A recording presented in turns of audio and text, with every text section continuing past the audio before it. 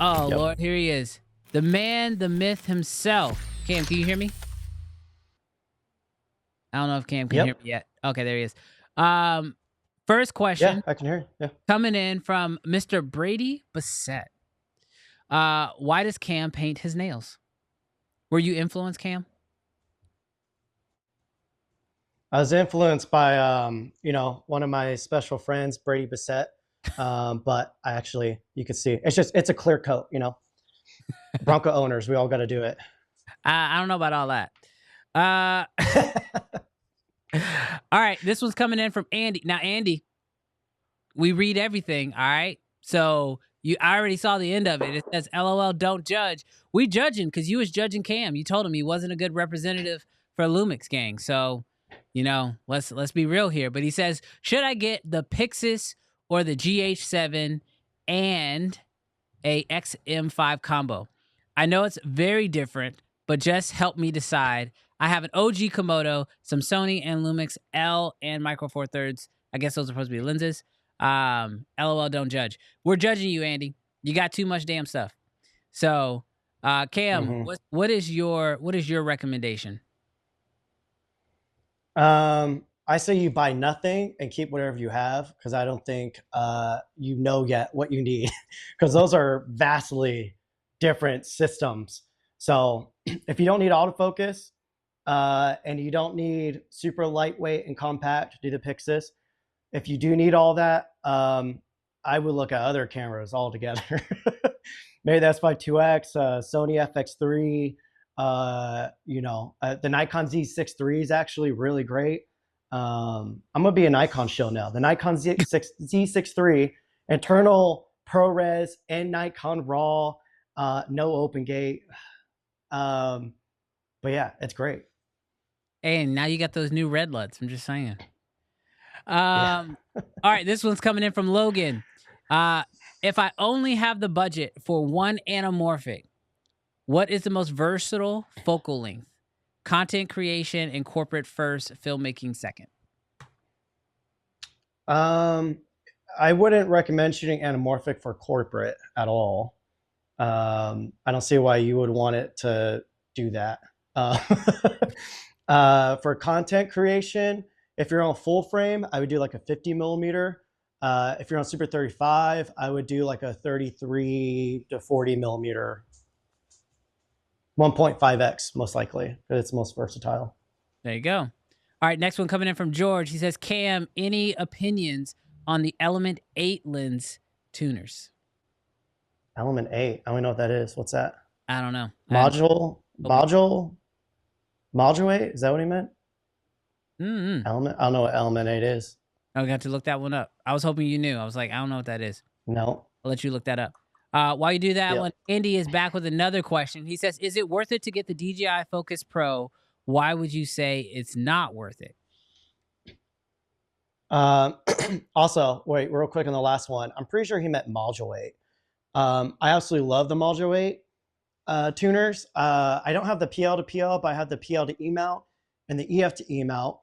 And I use a Sigma 35 f1.4 on that with the L3, which gives you a stigmatism, which basically, say if I'm in focus, this is a little bit out of focus, that's more out of focus, right? If you have an astigmatism, those different planes of focus will get thrown off. So right here could be super out of focus, right here could be in focus. And then within those layers, all that gets shifted. And anamorphics sometimes do that similar type of look. So the L3 tuner, anytime I use that for YouTube, people always ask of like, oh, is this anamorphic? What is this? How are you getting this look? That's pretty much what it is. So if you want autofocus and you want that kind of look, the L3 Module 8 tuner is amazing. The autofocus worked better in my Sony a7R5, not as well on the FX3 because the a7R5 has like the latest AI autofocus tech from Sony. And then the PL version is obviously just for PL lenses. So if you want to, cook in some more character, it's great for that. Obviously, I'm using a lot of anamorphics, so I don't need to use them as much. But it'd be cool to use them with like a nanomorph because those are really flat anamorphics. The issue is the rear elements protrude too much, and so it doesn't fit on the tuners. But what was the other question? No, that was great. That was the question. The second question came back in from Andy. He says, "Is it worth it to get the DJI Focus Pro? And then why would you say it isn't worth it?" I mean, if you need it, it's worth it. If you don't need it, it's not worth it. Like, this is the thing about these questions is like, you know, we get these questions. It's like, I don't know what you shoot. I don't know what you have. I don't know what your needs are. Like, I can't answer that.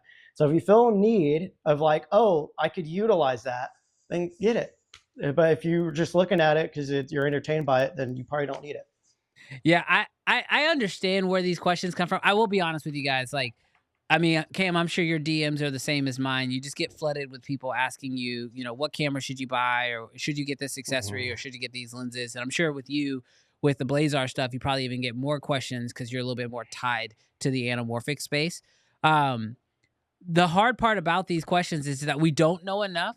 And I know that you guys are very interested in these products. And so the thing I would always tell you is that, like, if you currently don't have the product and you don't feel like this overwhelming need to buy it, like there are certain things like in our journey where you're like, oh, I have to buy this lens because I need it for this specific project, or I have no choice. Like, I've got to buy these adapters because I got a client gig coming up and I need to have it on set.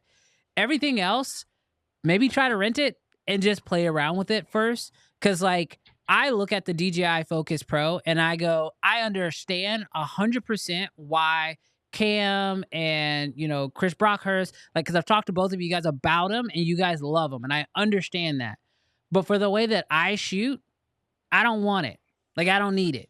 Like, I would rather just bring out a first AC for those projects and just have a person on it versus LiDAR. You know what I mean? So it's like, sometimes you need to get it and try it for yourself to determine if it's going to work for you, because most of the products I think that are coming out today are very workflow oriented than they are like quality entry. Like, if that makes sense. Like, it's not going to change the quality of your work. It's just going to change the workflow of your work. And you got to find out, is that a workflow that you want?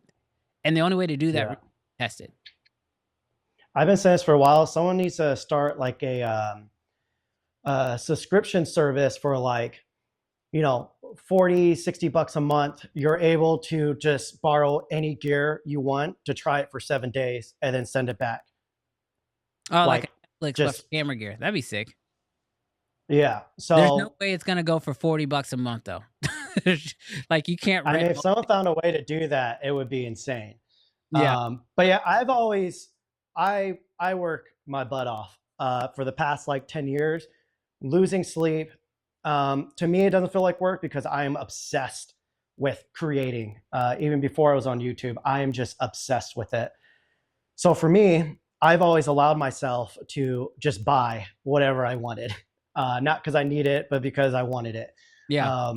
And so I know a lot of, you know, filmmakers and photographers like, oh, you shouldn't live. I'm like, I'm going to do whatever the hell I want to do with my own money. You can, no, go away. So if you know, have the money to kind of throw away to enjoy it, then go ahead. But if it's more of an investment for you, again, like Brandon said, maybe rent it. Maybe you look at the return policy and make sure if you don't like it, you're not going to be charged a crazy restock fee or something like that. Yeah.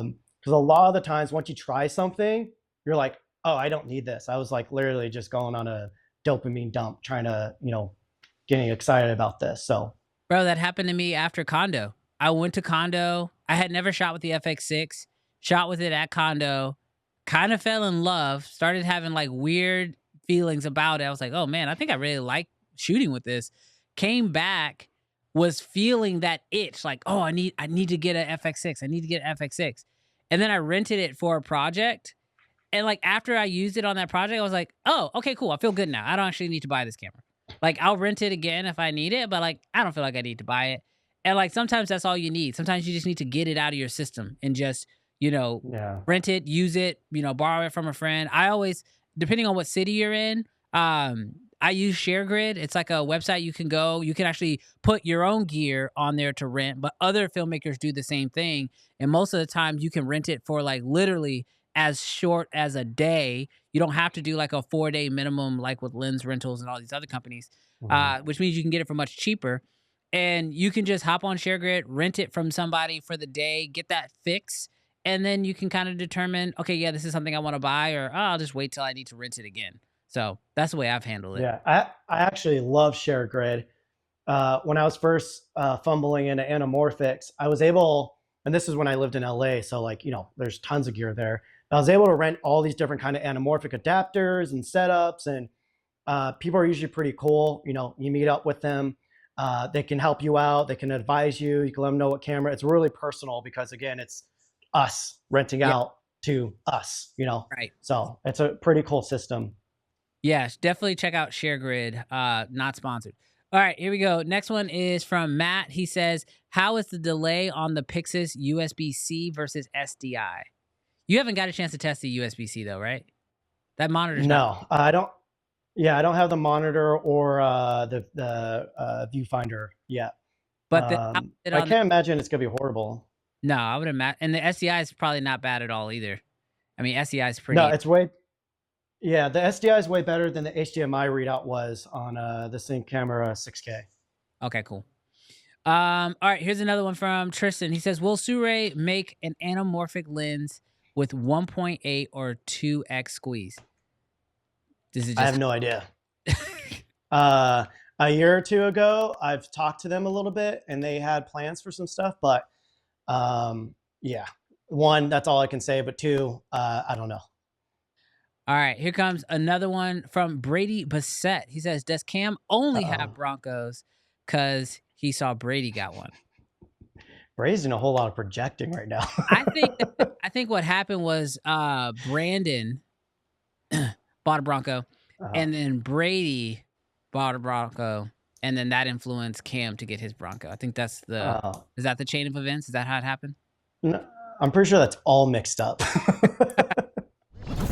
All right, so if you enjoyed this clip, do us a huge favor.